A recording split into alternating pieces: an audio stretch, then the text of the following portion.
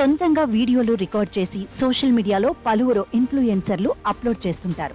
Likes, followers తో పాటుగా వారికి ఇది జీవనాధారంగా ఉంటుంది. వీడియోలు చిత్రీకరించడం కోసం బాగానే ఖర్చు చేస్తుంటారు. ఈ క్రమంలోనే రిస్కీ పనులు చేస్తూ కొత్త కొత్త ప్రదేశాలను చూపిస్తూ ఉంటారు.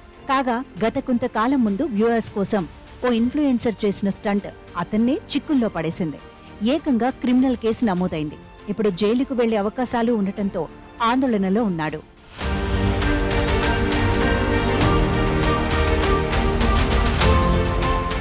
ఈ సంఘటన యునైటెడ్ స్టేట్స్ అమెరికాలో జరిగింది.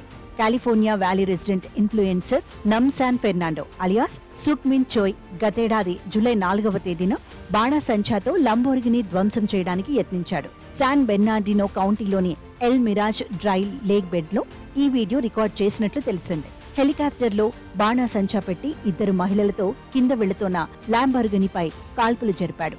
బాణాసంచా మెరుపు వేగంగా ఆ కాస్ట్లీ కారుపై పడుతూనే ఉంది.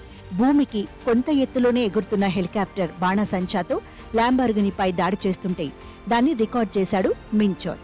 ఆ తర్వాత దాన్ని యూట్యూబ్లో అప్లోడ్ చేశాడు. ఈ క్రమంలోనే స్పందించిన పోలీసులు హెలికాప్టర్లో పేలుడు పదార్థాలను ఎక్కించి వీడియోను తానే డైరెక్షన్ చేసినందుకు మిన్ చోయ్పై చర్యలను చేపట్టారు. అతనిపై క్రిమినల్ కేసును నమోదు చేశారు.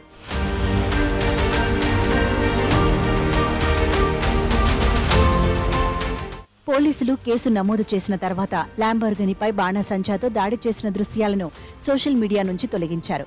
ఇక మిన్ చోయ్ ప్రస్తుతం పోలీసుల అదుపులోనే ఉన్నాడు. అనుమతి లేకుండా వీడియో చిత్రీకరించాడని పోలీసులు అంటున్నారు.